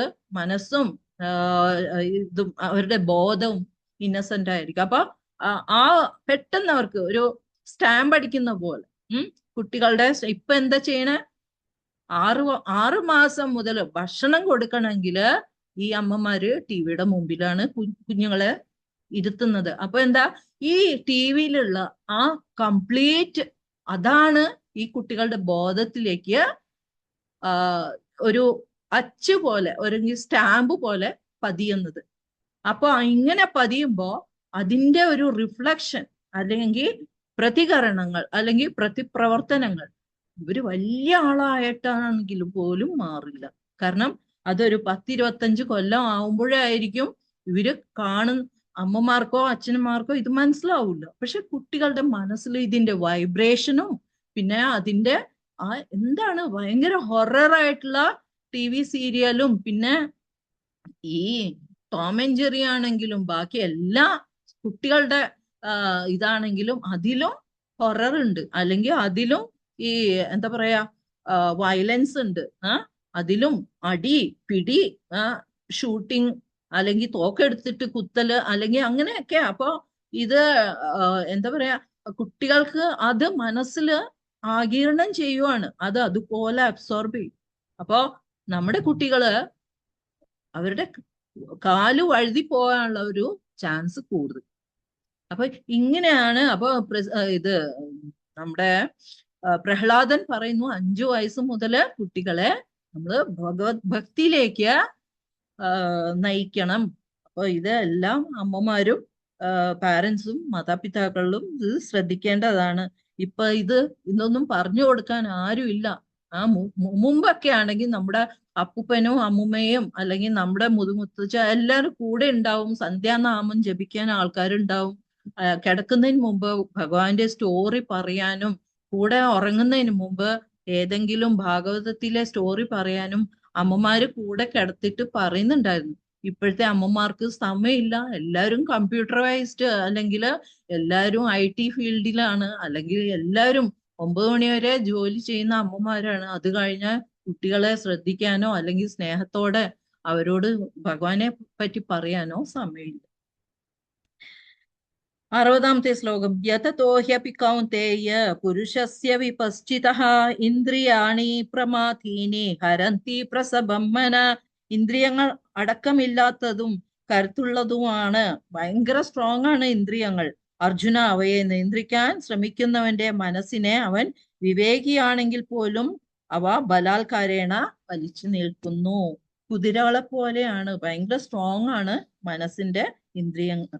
അപ്പൊ അടുത്തത്, താനി സർവാണി സംയമ്യ യുക്ത ആസീത മത്പര വശേ ഹി യസ്യേന്ദ്രിയാണി തസ്യ പ്രജ്ഞാ പ്രതിഷ്ഠിത. ഇന്ദ്രിയങ്ങളെ പൂർണ്ണമായി നിയന്ത്രിച്ച എന്നിൽ തന്നെ അവബോധമുറപ്പിക്കുന്നവനാണ് സ്ഥിര ബുദ്ധിയുള്ളവൻ. അടുത്തത് വളരെ ഇമ്പോർട്ടന്റ് ആയിട്ടുള്ള ശ്ലോകങ്ങളാണ്. 2, 62, 63. എല്ലാവരും അത് വീട്ടിൽ പോയിട്ട് എന്താന്ന് വെച്ചാൽ നന്നായിട്ട് ശ്രദ്ധിക്കുക. ധ്യായതോ വിഷയാൻ പുംസഃ സംഗസ്തേഷു ഉപജായത്തെ സംഗ സഞ്ജായത്തെ കാമ ക്രോധോ വിജായത്തെ. അവിടെ എന്താ പറയുന്നേ? ഇന്ദ്രിയ വിഷയങ്ങളെ പറ്റി ചിന്തിച്ചു കൊണ്ടിരിക്കുന്നവർക്ക് അവയിൽ ആസക്തി ഉണ്ടാവുന്നു. ഇത് നമ്മുടെ സെൻസിനെ എൻജോയ് ചെയ്യുന്ന, അല്ലെങ്കിൽ സെൻസിനെ അതില് നമ്മള് കൂടുതൽ അതിൽ എൻജോയ് ചെയ്യുന്നു, അല്ലെങ്കിൽ സുഖം അനുഭവിക്കുന്നു. അതിനെ കുറിച്ച് ചിന്തിക്കുന്നവർക്ക് എന്താ? അവയിൽ ആസക്തി ഉണ്ടാവുന്നു. അത് വീണ്ടും വീണ്ടും കാണണമെന്ന് ആസക്തി ഉണ്ടാവുന്നു. ആസക്തിയിൽ നിന്ന് കാമവും അതിൽ നിന്ന് ക്രോധവും ഉളവാകുന്നു. നമുക്ക് ആ ഡിസയർ, മനസ്സിന്റെ ആ ആസക്തിയാണ് അതില് എന്താ പറയുന്നത്? കാമം. കാമത്തിന്റെ പിറകില് ആ കാമം കിട്ടിയില്ലെങ്കിൽ എന്താ? ക്രോധം. കാമത്തിന്റെ പുറകില് കാമം കിട്ടിയില്ലെങ്കിൽ ക്രോധം ആവുന്നു. പിന്നെ അടുത്ത ശ്ലോകം, ക്രോധാത് ഭവതി സമ്മോഹഃ സമ്മോഹാത് സ്മൃതി വിഭ്രമഃ സ്മൃതി ഭ്രംശാത് ബുദ്ധിനാശോ ബുദ്ധിനാശാത് പ്രണശ്യതി. ക്രോധത്തിൽ നിന്ന് സമ്മോഹം, എന്താ? ക്രോധം വരുമ്പോ എന്താ? കംപ്ലീറ്റ് മായ, സമ്മോഹം. അതിൽ നിന്നും ഓർമ്മപ്പിഴയിൽ നിന്ന് ബുദ്ധിനാശവും ഉണ്ടാവുന്നു. അപ്പൊ നമ്മളത് നോക്കുക. ആദ്യം മുതല് എങ്ങനെയാ? ആദ്യം ഇന്ദ്രിയ വിഷയങ്ങളെ പറ്റി ചിന്തിക്കുന്നവർ ആസക്തി ഉണ്ടാവുന്നു. ആസക്തിയിൽ നിന്ന് കാമം ഉണ്ടാവുന്നു. കാമം കിട്ടിയില്ലെങ്കിൽ ക്രോധം ഉണ്ടാവുന്നു. പിന്നെന്താ? നമ്മൾ ആകെ ഡെല്യൂഷൻ ആണ്, സമ്മോഹം. അതിൽ നിന്ന് ഓർമ്മപ്പിഴയിൽ നിന്ന് ബുദ്ധിനാശവും ഉണ്ടാവുന്നു. ബുദ്ധിനാശത്താൽ വീണ്ടും ഭൗതികതയുടെ കയത്തിലേക്ക് വീണ് നാശം പ്രാപിക്കുന്നു. അങ്ങനെ നമുക്ക് കിട്ടിയ ഈ മനുഷ്യജന്മം നമ്മള് നശിപ്പിക്കുകയാണ്, സ്വയം നശിപ്പിക്കുകയാണ്. ഇത് വളരെ ഇമ്പോർട്ടൻ്റ്. എല്ലാവരും നമ്മൾ മനസ്സിലാക്കേണ്ട, ഈ സമൂഹം തന്നെ മനസ്സിലാക്കേണ്ട ഒരു കാര്യമാണിത്. 64. രാഗദ്വേഷ വിമുക്തസ്തോ വിഷയാനിന്ദ്രിയശ്ചരൻ ആത്മവൈശേർവിധേയാത്മാ പ്രസാദമധിഗച്ഛതി. രാഗദ്വേഷങ്ങളിൽ നിന്ന് വിമുക്തനായി സ്വാതന്ത്ര്യത്തിനു വേണ്ടിയുള്ള നിബന്ധനകൾ വഴി ഇന്ദ്രിയങ്ങളെ നിയന്ത്രിക്കുന്ന ഒരു വ്യക്തിക്ക് ഭഗവാന്റെ പൂർണ്ണ കാരുണ്യം ലഭ്യമാവും. എങ്ങനെ? രാഗദ്വേഷങ്ങളിൽ നിന്ന് വിമുക്തനായി സ്വാതന്ത്ര്യത്തിനു വേണ്ടിയുള്ള നിബന്ധനകൾ വഴി ഇന്ദ്രിയങ്ങളെ നിയന്ത്രിക്കുന്ന ഇന്ദ്രിയങ്ങളെ നിയന്ത്രിക്കുന്ന ഒരു വ്യക്തിക്ക് ഭഗവാന്റെ പൂർണ്ണ കാരുണ്യം ലഭ്യമാവും. പ്രസാദേ സർവദുഃഖാനാം ഹാനിരസ്യോപജായത്തെ പ്രസന്നചേതസോ ഹ്യാസു ബുദ്ധി പര്യവതിഷ്ഠത്തെ. കൃഷ്ണാവബോധത്തിൽ ഇപ്രകാരം തൃപ്തനായ ഒരാൾക്ക് ഭൗതികതയിലെ ത്രിവിധ ക്ലേശങ്ങൾ ഉണ്ടാവുന്നില്ല. എങ്ങനെ? കൃഷ്ണാവബോധത്തിൽ ഇപ്രകാരം തൃപ്തനായ ഒരാൾക്ക് ഭൗതികതയിലെ നേരത്തെ പറഞ്ഞ ത്രിവിധ ക്ലേശങ്ങൾ ഉണ്ടാവുകയില്ല. ഏതാണത്? ആധ്യാത്മികം, ആദിദൈവികം, ആദിഭൗതികം. അതിൽ നിന്ന് നമുക്ക് മോചനം ലഭിക്കും. സംതൃപ്തമായ ഈ അവബോധത്തിൽ അയാൾ താമസം വിനാ സ്ഥിരപ്രതിഷ്ഠ നേടുന്നു. അടുത്ത ശ്ലോകം. നാസ്തി ബുദ്ധിരയുക്തസ്യ ന ചായുക്തസ്യ ഭാവന ന ചാഭാവയത ശാന്തേരശാന്തസ്യ കുതഃ സുഖം. പരമപുരുഷനുമായി കൃഷ്ണാബോധത്തിൽ ബന്ധപ്പെടാത്തവന് ദിവ്യ ബുദ്ധിയോ ഉറച്ച മനസ്സോ ലഭിക്കില്ല. നമുക്ക് എപ്പോഴും ഈ കോണ്ടാക്ട് വേണം. കാരണം we are part and parcel of Lord. അപ്പൊ അത് നമ്മൾ മനസ്സിലാക്കണം. നമ്മള് അദ്ദേഹത്തിന്റെ ഭഗവാന്റെ ഒരു അംശമാണ്.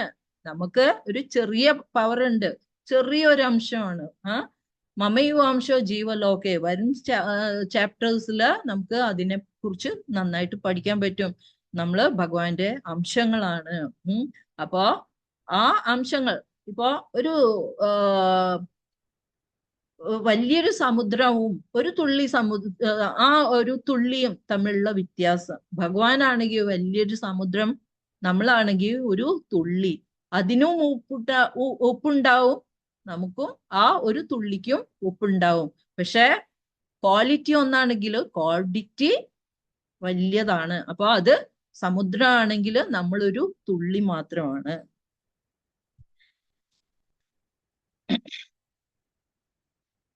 അടുത്തത് 67.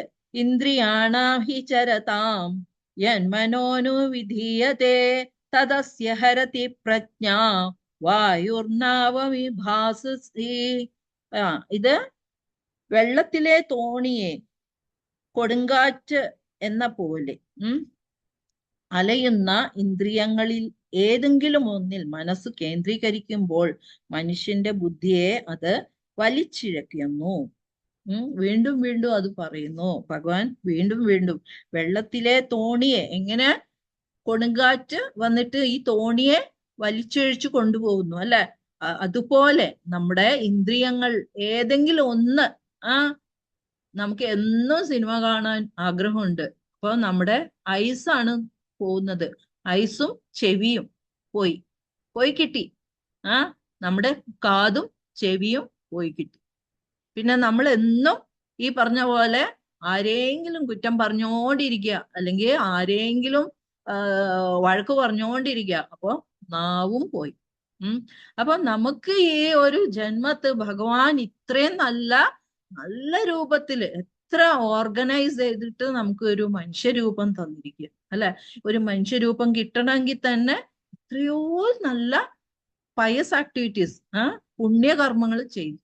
ആ പുണ്യകർമ്മങ്ങൾ ചെയ്യുമ്പോഴാണ് നമുക്കൊരു മനുഷ്യ ജന്മം കിട്ടുന്നത്. ഈ മനുഷ്യ ജന്മം കിട്ടുമ്പോ തന്നെ നമ്മൾ മോഹവലയത്തിൽ പെടുന്നു. മായാദേവി അപ്പൊ തന്നെ കൺട്രോൾ കൊണ്ടുവരും. കാരണം എന്താന്ന് വെച്ചാൽ കർമ്മങ്ങളുണ്ട്. ആ കർമ്മങ്ങൾ നമ്മുടെ പിന്നാലെ നമ്മൾ വരുമ്പോ നമ്മൾ കർമ്മങ്ങളുമായിട്ടാണ് വരുന്നത്. ഈ കർമ്മങ്ങള് അനുഭവിക്കാനായിട്ടാണ് നമുക്ക് ഈ ശരീരം കിട്ടിയിരിക്കുന്നത്. പിന്നെയോ നമ്മൾ വരുമ്പോ 3 സാധനങ്ങൾ കൂടെ വരുന്നുണ്ട്. ഒന്ന് ആഗ്രഹങ്ങൾ, ഈ സോള് കൊണ്ടുവരുന്നത്. ഒന്ന് ആഗ്രഹം, പിന്നെ മിഥ്യാ അഹങ്കാരം, പിന്നെ ഒന്ന് ബുദ്ധി. ഈ 3 കൂടെ ഈ ആത്മാവിന്റെ കൂടെ ഒരു ശരീരം മാറുമ്പോ ഈ 3 സാധനം നശിയാത്തതാണ്. ബാക്കി പഞ്ചഭൂതങ്ങളാണ് നശിക്കുന്നത്. പക്ഷെ ഈ 3 സാധനങ്ങള് നമ്മുടെ ആത്മാവിന്റെ കൂടെ വരുന്നു. അപ്പൊ ആ ഒരു മനസ്സ് അല്ലെങ്കിൽ ആ ഡിസയർ കൂടെ ഉള്ളത് കൊണ്ട് നമ്മൾ വീണ്ടും ഈ കർമ്മേന്ദ്രിയങ്ങൾ പ്രവർത്തിച്ചുകൊണ്ടിരിക്കുന്നു. നമ്മൾ ഭഗവാനെ മറക്കാനും ചാൻസ് ഉണ്ട്. ഭാഗ്യവശാൽ ഏതെങ്കിലും ഒരു വൈഷ്ണവനെയോ സന്യാസിയെയോ അല്ലെങ്കിൽ ഭഗവാന്റെ കഥകളെ കുറിച്ച് പറയുന്ന വൈഷ്ണവരെയോ ഭാഗ്യം കൊണ്ട് നമ്മള് ഒന്ന് കണ്ടുമുട്ടിയാൽ അല്ലെങ്കിൽ സത്സംഗിൽ വന്നു പോയാൽ നമ്മൾ ആ റിലേ വീണ്ടും നമുക്ക് റിലേ എന്ന് വെച്ചാൽ പഴയ ആ ഒരു ബന്ധം ഭഗവാനുമായിട്ടുള്ള കണക്ഷൻ നമുക്ക് വീണ്ടും കിട്ടും. അല്ലെങ്കിലോ ഇപ്പൊ ഇത് കേൾക്കുന്ന എത്രയോ 36 പേരുണ്ട്. 36 ആൾക്കാരും ഭാഗ്യം ചെയ്തവരാണ്. കാരണം എല്ലാവർക്കും കിട്ടില്ല ഈ ഭാഗ്യം. ഭഗവാൻ തീരുമാനിക്കണം, എന്നാലേ കിട്ടുള്ളൂ. അത് ഈ അറ്റൻഡ് ചെയ്യുന്ന ഈ 36 പേരുണ്ടെങ്കിൽ 36 പേരും ഭാഗ്യം ചെയ്തവര്. അപ്പൊ ഇങ്ങനെയൊക്കെ കേൾക്കുമ്പോഴാണ് നമുക്ക് ആ ഭഗവാനുമായിട്ടുള്ള കണക്ഷൻ വീണ്ടും വീണ്ടും കിട്ടുന്നത്. 68 തസ്മാദസ്യ മഹാബാഹോ നിഗ്രഹീതാനി സർവശഃ ഇന്ദ്രിയാണിന്ദ്രിയാർത്ഥേഭ്യസ്തസ്യ പ്രജ്ഞാ പ്രതിഷ്ഠിത. അതുകൊണ്ട് കൈകരുത്തുള്ളവനെ, മഹാബാഹോ എന്ന് വെച്ചാൽ കരുത്തുള്ളവനാ. അതുപോലെ അർജുനെ പോലെ ഇത്ര വീരയോദ്ധാവ് അല്ലെ, അദ്ദേഹം അങ്ങനെ വിഷമിക്കേണ്ട കാര്യമില്ല. ഇന്ദ്രിയങ്ങളെ അവയുടെ വിഷയങ്ങളിൽ നിന്ന് പിന്മാറ്റാൻ കഴിവുള്ള ആളാണ് സ്ഥിതപ്രജ്ഞൻ. ഇവിടെ കൃഷ്ണാബോധം കൊണ്ട് വേണം സ്ഥിതപ്രജ്ഞനാകാനെന്നും വിശ്വാസ്യനായ ഒരു ആധ്യാത്മിക ഗുരുവിന്റെ മേൽനോട്ടത്തിൽ പരിശീലിക്കേണ്ടതാണ് ഈ കലയെന്നും അറിയുന്ന ഒരാൾ സാധകൻ, അല്ലെങ്കിൽ നമ്മൾ പ്രാക്ടീസ് ചെയ്യുന്ന ആള്, അല്ലെങ്കിൽ മുക്തിക്ക് യോഗ്യനായവൻ എന്ന് വിളിക്കപ്പെടുന്നു. അതാണ് എല്ലാവർക്കും കിട്ടാത്ത ഒരു ഭാഗ്യമാണത്.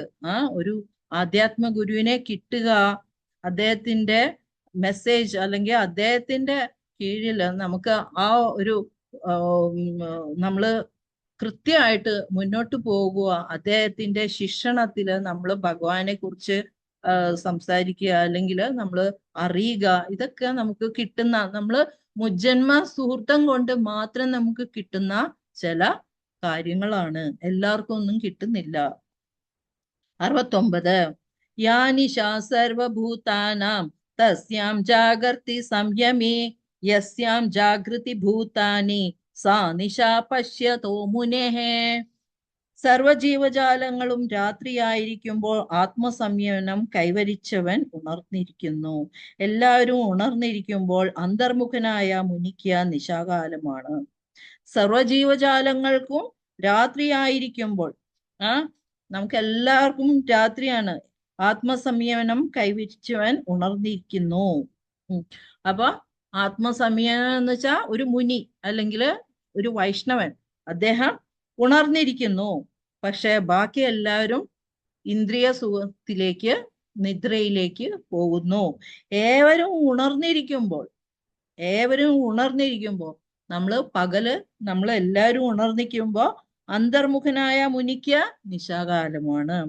ബുദ്ധിമാന്മാർ രണ്ടു വിധത്തിലുണ്ട്. ഇതിൽ പറഞ്ഞിരിക്കുന്ന വിഷയസുഖപൂർത്തിക്കു വേണ്ടി ഭൗതിക പ്രവർത്തനങ്ങളിൽ ബുദ്ധിശക്തി ഉപയോഗിക്കുന്നവരും അന്തർമുഖരായി ആത്മസാക്ഷാത്കാരത്തിന് പരിശീലിക്കുന്നവരും രണ്ടു വിധത്തിലുണ്ട്.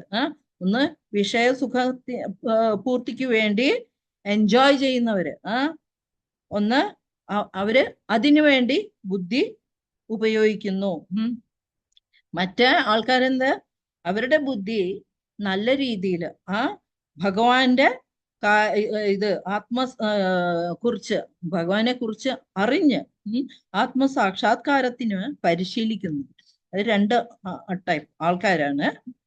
അന്തർമുഖനായ ഋഷിയുടെ ചിന്താശീലനായ മനുഷ്യന്റെ പ്രവർത്തന രംഗം ഭൗതിക കൃത്യങ്ങളിൽ വ്യാപൃതരായവർക്ക് രാത്രിയാണ്. എന്നാൽ ഭൗതികവാദികൾക്ക് ആത്മസാക്ഷാത്കാരത്തെ കുറിച്ച് അറിഞ്ഞുകൂടാത്തതുകൊണ്ട് അങ്ങനെയുള്ള രാത്രിയിൽ നിദ്രയിലാണ്ട് പോകുന്നു.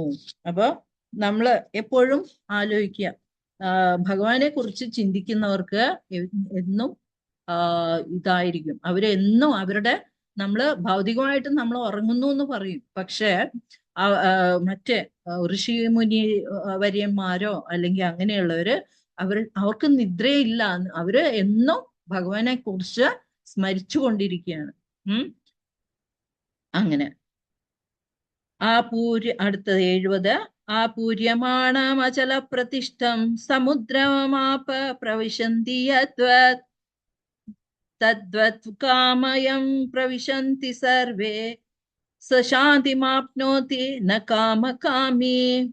എപ്പോഴും നിറയ്ക്കപ്പെട്ടുകൊണ്ടിരിക്കലും ഉൾക്ഷോഭമില്ലാത്ത സമുദ്രത്തിലേക്ക് നദികളെന്ന പോലെ നിരന്തരം തന്നിലേക്ക് ഒഴുകിയെത്തുന്ന ആഗ്രഹങ്ങളാൽ പ്രക്ഷുബ്ധമാകാത്ത മനുഷ്യന് മാത്രമാണ് ശാന്തി ലഭിക്കുന്നത്.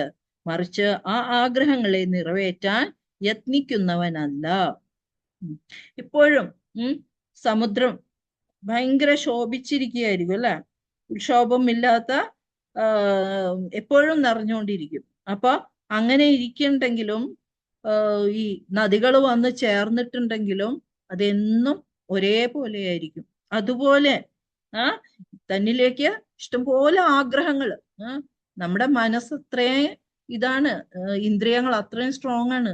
ഒത്തിരി ആഗ്രഹങ്ങൾ ഉണ്ടാവും. ഒത്തിരി ആഗ്രഹങ്ങൾ പുറത്തുനിന്നുള്ള ഒരു ഇൻഫ്ലുവൻസ് അല്ലെങ്കിൽ അത് നമ്മുടെ മനസ്സിൽ ഇങ്ങനെ ചലിച്ചുകൊണ്ടിരിക്കും. പക്ഷെ അത് എല്ലാം തന്നെ ഇത് നടക്കണമെന്നില്ല. അത് അദ്ദേഹം ഒരു ഇതും അതിൽ ശ്രദ്ധിക്കില്ല. കാരണം അദ്ദേഹം ഓൾറെഡി ഈ എന്താ പറയുക, പ്രക്ഷുബ്ധമാകാത്ത ഒരു മനസ്സ് പോലെ, അല്ലെങ്കിൽ ആ ആഗ്രഹങ്ങളെ ഒന്നും അദ്ദേഹം നിറവേറ്റാൻ പ്രയത്നിക്കുന്നില്ല. കാരണം അദ്ദേഹം ഭഗവാനെ കുറിച്ച് മാത്രമേ ചിന്തിക്കുന്നുള്ളൂ. അടുത്ത ശ്ലോകം. വിഹായ കാമാഞ്ജ സർവാൻ പുമാംശ്ചരതി നിസ്പൃഹ നിർമമോ നിരഹങ്കാര സശാന്തിമധിഗച്ഛതി. വിഹായ കാമാഞ്ജ സർവാൻ പുമാംശ്ചരതി നിസ്പൃഹ നിർമമോ നിരഹങ്കാരഃ സശാന്തിമധിഗച്ഛതി. പിന്നെ എല്ലാ വൈഷയികാഭിലാഷങ്ങളിൽ നിന്നും സ്വയം മുക്തനായി എല്ലാതരം അവകാശ ബോധവും മിഥ്യാഹംഭാവവും ഉപേക്ഷിച്ചവനായി നിസ്പൃഹനായി വർത്തിക്കുന്നവനും മാത്രമേ ശരിക്കും ശാന്തി നേടാൻ കഴിയൂ. അതായത് ഒരു മനസ്സിൽ ഒരാഗ്രഹവും പാടില്ല. എന്തൊക്കെയാണ് ഇവിടെ പറയുന്നത്? നിസ്പൃഹ, അതായത് നിഷ്കാമനായി, ഒരാഗ്രഹവും ഇല്ലാത്തവനായി, ഈ വൈശിക അഭിലാഷങ്ങളിൽ, അതായത് നമ്മുടെ ഈ വിഷയങ്ങളിൽ, ഇന്ദ്രിയ വിഷയങ്ങളിൽ അതിൽ നിന്നും സ്വയം മുക്തനായി, അത് അതിൻ്റെ ചീത്തവശങ്ങളും നല്ല വശങ്ങളും ചീത്തവശങ്ങളും എല്ലാം അത് മറന്നു കളന്ന്, അല്ലെങ്കിൽ മുക്തനായി എല്ലാത്തരം അവകാശ ബോധവും, അതായത് ഇതെന്റേതാണ്, ശരീരം എന്റേതാണ്, ഇതെന്റെ കാറാണ്, ഇതെന്റെ വീടാണ്, ആ ഒരു അവകാശം, ഉടമസ്ഥന്റെ അവകാശം. ഇതെന്റെ ശരീരം, ഇതെന്റെ ശരീരമല്ല, ഇത് എനിക്ക് കിട്ടിയ ഒരു ശരീരം, ഞാൻ എന്തോ ഒരു മുജ്ജന്മ സുഹൃതം കൊണ്ട് കിട്ടിയ ഒരു ശരീരമാണ്, ഇതിന്റെ ഉള്ളിലുള്ള ആത്മാവാണ് ഞാൻ എന്ന് മനസ്സിലാക്കിയ ആള് ഒരു മിഥ്യാഹംഭാവം ഇല്ലാതെ, അല്ലെങ്കിൽ അതോടെ അദ്ദേഹം ഉപേക്ഷിച്ച് നിസ്പൃഹനായി വർത്തിക്കുന്നവന് മാത്രമേ ശാന്തി നേടാൻ കഴിയൂ. അല്ലെങ്കിലോ എല്ലാം ഏതിന്റെയും ഉടമ നമ്മൾ മനസ്സിലാക്കണം ഈ കൃഷ്ണനാണ്. കാരണം ഈ കംപ്ലീറ്റ് ജഗത് നാഥൻ, എന്താണ് ജഗന്നാഥൻ എന്ന് വെച്ചാൽ ആരാണ്? ഭഗവാൻ. ഈ ജഗത്തിന്റെ മൊത്തം നാഥൻ ഭഗവാനാണ്. ഈ നമ്മള് കൊച്ചു ജീവിതത്തില് കൂടിപ്പോയാൽ 80 വയസ്സ്, അല്ല പോട്ടെ 100 വയസ്സാണ്. ഈ 100 വയസ്സിനുള്ളിൽ നമ്മൾ ആഗ്രഹിക്കുക, ഇതെന്റെ മക്കളാണ്, അല്ലെങ്കിൽ ഇതെന്റെ വീടാണ്, ഇതെന്റെ സ്വത്താണ്, എനിക്ക് ഇത്രയും സ്വത്തുണ്ട്, എന്താണ്, ഒരു കുമിള് പോലെയാണ് നമ്മുടെ ജീവിതം. അത് മനസ്സിലാക്കിയാല് പിന്നെ നമ്മൾ ഒരാഗ്രഹം വെക്കില്ല. പിന്നെ നമുക്ക് തന്നിരിക്കുന്നത് ഒരു ചെറിയ നമ്മുടെ ആഗ്രഹം ഉണ്ടായിരുന്നു കഴിഞ്ഞ ജന്മത്ത്. ആ ജന്മത്തില് എൻജോയ് ചെയ്യാനായിട്ട് ഭഗവാൻ ഇത്രയൊക്കെ നമ്മളെ ഒരു സാഹചര്യം ഒരുക്കി തന്നു. പക്ഷെ നമ്മൾ എന്താ ചെയ്യണ്ടേ? ഈ സാഹചര്യം വെച്ചിട്ട് ഭഗവാനെ, ഇത് നിനക്ക് വേണ്ടി ഞാൻ പ്രവർത്തിക്കുന്നു, ഈ വീട് നിന്റേതാണ്, ഭഗവാന് വേണ്ടി ഒരു സ്ഥാനം ഒരു വീട്ടില് നമ്മള് ഒരുക്കി കൊടുക്കുക, ഇത് നിന്റെ വീടാണ്, ഭഗവാൻ എവിടെയുണ്ടെങ്കിൽ അത് വൈകുണ്ഠമാണ് എന്ന് മനസ്സിലാക്കി നമ്മൾ ജീവിക്കുക. നമ്മളൊരു കാറ് മേടിച്ചു, ഭഗവാനെ നമ്മള് സർവീസിന് വേണ്ടി, ഭഗവാന്റെ സർവീസിന് വേണ്ടി, അല്ലെങ്കിൽ അമ്പലങ്ങളിലേക്ക് ദർശനത്തിന് വേണ്ടി, അല്ലെങ്കിൽ ഭക്തരെ അങ്ങോട്ടോ ഇങ്ങോട്ടോ കൊണ്ടുപോകുന്നതിന് വേണ്ടി നമ്മൾ എൻജോയ് ചെയ്യുന്നതിനേക്കാളും നമുക്ക് കിട്ടുന്ന സുഖ സൗകര്യങ്ങളെല്ലാം തന്നെ നമ്മള് ഭഗവാന് വേണ്ടി മാറ്റിവെക്കുക. അങ്ങനെയുള്ള ആൾക്കാർക്ക് വളരെ ശാന്തി നേടാൻ കഴിയൂ. അവസാനത്തെ ശ്ലോകം വന്നു. ഏഷാ ബ്രാഹ്മി സ്ഥിതി പാർത്ഥ നൈനാം പ്രാപ്യ വിമുഹ്യതി സ്ഥിത്വാ സ്യാമന്തകാലേപി ബ്രഹ്മനിർവാണം രക്ഷതി. ഇതിൽ പറയുന്നത് ഏതൊന്നിലെത്തിയാൽ മനുഷ്യന് വിഭ്രാന്തി ഒഴിയുന്നുവോ ആ ആത്മീയവും ദൈവികവുമായ പഥമാണിത്. ഇവിടെ നിലയുറപ്പിച്ച മരണവേളയിലും അതേ സ്ഥിതി തുടരുന്നവൻ ഭഗവദ്ധാമത്തിൽ എത്തുന്നു. ഏറ്റവും നല്ല ഒരു ചാപ്റ്ററാണ്. ഏതൊന്നിലെത്തിയാൽ മനുഷ്യന് വിഭ്രാന്തി ഒഴിയുന്നുവോ, അതായത് മനസ്സ് ആകെ ഇങ്ങനെ ഭ്രമിച്ചുകൊണ്ടിരിക്കുകയാണ്. അപ്പൊ മനുഷ്യന് ആ വിഭ്രാന്തി ഒഴിയുന്നുവോ, ഏതൊന്നിലെത്തിയാൽ, എവിടെ എത്തിയാൽ, ആ ആത്മീയ തലത്തിലെത്തിയാൽ, ആ ആത്മീയവും ദൈവികമായ ഒരു പഥമാണ്. ആ പഥത്തിലെത്തിയാൽ, ആ വഴിയിൽ നിങ്ങൾ എത്തിയാൽ പിന്നെ നമുക്ക് എന്താ പറയാ, ഒരു ബുദ്ധിമുട്ടുമില്ല. നമ്മള് തിരിച്ച ഭഗവദ്ധാമത്തിലെത്തും. നമ്മൾ അവിടെ നിന്നാണ് വന്നിരിക്കുന്നത്. അപ്പോ അവിടെ തിരിച്ചു പോകാനുള്ള വഴിയാണ് ഭഗവാൻ പറയുന്നത്. നമ്മൾ ഇതിനെപ്പറ്റി, ജീവിതം തന്നെ ഒരു യുദ്ധമാണ്. എല്ലാരും നമ്മൾ യുദ്ധത്തിലാണ് ജീവിക്കുന്നത്. അവിടെ കുരുക്ഷേത്രത്തില് ധർമ്മവും അധർമ്മവും തമ്മിലുള്ള യുദ്ധമാണ്.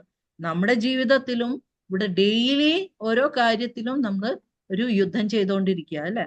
അപ്പൊ അതിൽ നിന്ന് നമ്മള് ശാന്തി നേടണമെങ്കിൽ നമ്മള് ഇത് തന്നെ ചെയ്യാം.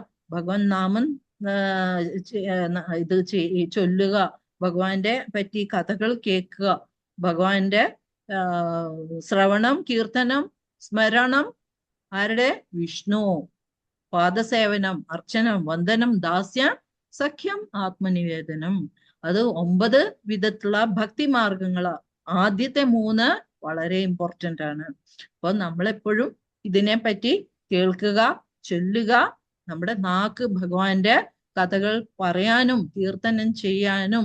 ഹരേ കൃഷ്ണ കൃഷ്ണ കൃഷ്ണ ഹരേ ഹരേ, ഹരേ രാമ രാമ രാമ ഹരേ ഹരേ. അതിലൊരു കാര്യം കൂടെ എനിക്ക് പറയാനുണ്ട്. ഈ മനസ്സ് ശുദ്ധീകരിക്കുന്ന ഒരു പ്രക്രിയ എന്ന് പറഞ്ഞു. ആ ഹരിനാമത്തിന് നമ്മളെല്ലാവരും വിഷ്ണു സഹസ്രനാമം ചൊല്ലുന്നവരായിരിക്കും അല്ലെ. കുറെ ആൾക്കാർക്ക് വിഷ്ണു സഹസ്രനാമം അറിയാമായിരിക്കും. പക്ഷെ ഈ വിഷ്ണു സഹസ്രനാമം എന്ന് വെച്ചാൽ 1000 നാമങ്ങളാണ്. അപ്പോ ഈ 1000 നാമങ്ങള് ഒരു ശ്രീരാമ രാമ രാമേതി രമേ രാമേ മനോരമേ സഹസ്രനാമ തത്തുല്യം രാമനാമ വരന്നേ. അപ്പൊ ശ്രീരാമ നാമം എന്ന് വെച്ചാല് ഒരു വിഷ്ണു സഹസ്രനാമം ചൊല്ലിയ അത്രയാണ്. ഒരു 1000 നാമം ചൊല്ലുന്നതിന് തുല്യം എന്താ? ഒരു രാമ എന്ന് വിളിക്കുന്നത്. പുരാണത്തിൽ എഴുതിയിരിക്കുന്നു, 3 തവണ നിങ്ങൾ രാമ രാമ രാമ ചൊല്ലുന്നത് തുല്യം, ഈക്വൽസ് നിങ്ങൾ ഒരു കൃഷ്ണ എന്ന് വിളിക്കുന്നത്. അപ്പൊ ഒരു കൃഷ്ണ എന്ന് വിളിക്കുമ്പോ നമ്മൾ 3000 ഭഗവാന്റെ നാമങ്ങള് ചൊല്ലിക്കഴിഞ്ഞു. അപ്പൊ ഏതാ ഈസി? നമ്മൾ വിഷ്ണു സഹസ്രനാമം ചൊല്ലാൻ പാടില്ല എന്ന് ഞാൻ പറയുന്നില്ല. പക്ഷെ നമുക്ക് സമയമില്ലാത്ത സമയത്ത് നമ്മൾ കൃഷ്ണ എന്ന് വിളിക്കുമ്പോ എന്താ, 3 തവണ രാമനെ കുറിച്ച് പറഞ്ഞു. ഈ 3 തവണ രാമനെ കുറിച്ച് പറയുമ്പോ എന്താ, നമ്മൾ 3 തവണ വിഷ്ണു സഹസ്രനാമം ചൊല്ലി. മനസ്സിലായോ? അപ്പൊ നമ്മൾ ഈ ചൊല്ലുന്ന ഹരേ കൃഷ്ണ കൃഷ്ണ കൃഷ്ണ ഹരേ ഹരേ, ഹരേ രാമ രാമ രാമ ഹരേ ഹരേ. ഇതിൽ എത്ര രാമനുണ്ട്, എത്ര കൃഷ്ണനുണ്ട്? തിങ്കളാഴ്ച നമുക്ക് ഇത് ഹോംവർക്കായിട്ട് ചൊല്ലുക. അപ്പോ എത്രതാണ് നമ്മള് വിഷ്ണു സഹസ്രനാമം ചൊല്ലിയെന്ന് നിങ്ങൾ മനസ്സിൽ കാൽക്കുലേറ്റ് ചെയ്തിട്ട് തിങ്കളാഴ്ച വരുമ്പോ നിങ്ങൾ പറയാം. ഓക്കെ, ഹരേ കൃഷ്ണ. ഇന്നത്തെ ക്ലാസ് ഞാൻ ഇവിടെ അവസാനിക്കുന്നു. എന്തെങ്കിലും നിങ്ങൾക്ക് പറയാം, ചോദിക്കാം. പറയുന്ന സമയം അതിക്രമിച്ചു 23 മിനിറ്റ്. ഞാൻ 10 മിനിറ്റ് 13 മിനിറ്റ് കൂടുതൽ എടുത്തു. Very sorry. Okay Mataji. Hare Krishna. Thank you, Nalina Mataji. You didn't exceed Chaidalam. It was very informative and very inspiring. Thank you, Mataji. Thank you so much. Hare Krishna. Hare.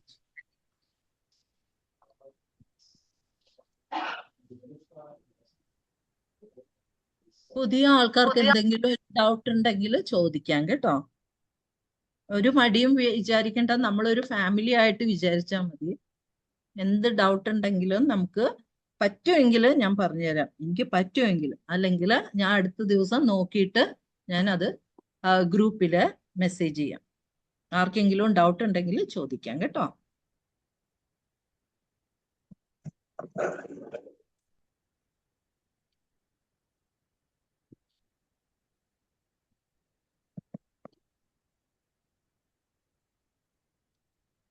ഞാൻ നിർത്താം.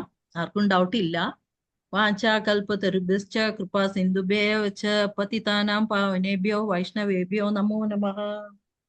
Over to you മാതാജി. Vishnupriya. Thank you മാതാജി, ഓരോ ശ്ലോകം നന്നായി പറഞ്ഞു തന്നു. ഇനി നമുക്ക് വൈൻഡപ്പ് ചെയ്യാലേ മാതാജി? Sure right. ഇന്ന് ക്ലാസ്സുകൾ എടുത്ത ഹർ ഗ്രേസ് ഭൂദേവി ദേവിദാസി മാതാജിക്കും, ഭക്തിൻ ഡോക്ടർ ഗീതാബായ് മാതാജിക്കും, ഹർ ഗ്രേസ് നളിനി രുക്മിണി ദേവിദാസി മാതാജിക്കും ഞാൻ ഒരിക്കൽ കൂടി നന്ദി പറഞ്ഞുകൊള്ളുന്നു. ഇന്നിവിടെ ക്ലാസ്സിൽ പങ്കെടുത്ത എല്ലാവർക്കും എൻ്റെ പേരിലും ഇസ്കോന്റെ പേരിലും നന്ദി പറഞ്ഞുകൊള്ളുന്നു. നരസിംഹ പ്രണാമത്തോടു കൂടി നമുക്ക് ക്ലാസ് അവസാനിപ്പിക്കാം.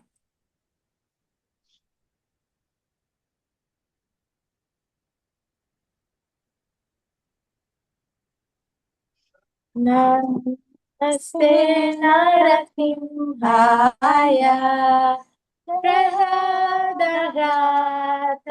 പ്രഹ്ലാദായിനേ ഹിരണ്യകശിപോ വക്ഷഃ ശിലാഡംഗാനഘാലായേ ഇതോ നരസിംഹ പരതോ നരസിംഹോ യതോ യതോ യാമി തതോ നരസിംഹ ബഹിർനരസിംഹോ ഹൃദയേ നരസിംഹോ നരസിംഹമാദിം ശരണം പ്രപദ്യേ തവ കരകമലവരേ നാഗം അത്ഭുതശൃംഗം ദളിത ഹിരണ്യകശിപു താനുഭൃംഗ കേശവധൃത നരഹരിരൂപ ജയ ജഗദീശ ഹരേ जय जगदीश हरे जय जगदीश हरे जय नरसिंहदेव जय नरसिंहदेव नरसिंहदेव जय नरसिंहदेव जय नरहरि नरहरि नरहरि जय नरहरि जय लक्ष्मी नरसिंह जय लक्ष्मी नरसिंह लक्ष्मी नरसिंह जय लक्ष्मी नरसिंह जय प्रहलाद महाराज जय प्रहलाद महाराज प्रहलाद महाराज जय प्रहलाद महाराज जय जय प्रभुपाद प्रभुपाद प्रभुपाद जय जय प्रभुपाद जय जय गुरुदेव गुरुदेव गुरुदेव जय जय गुरुदेव निताय गौर हरि बोल हरि बोल हरि बोल निताय गौर हरि बोल. हरे कृष्णा.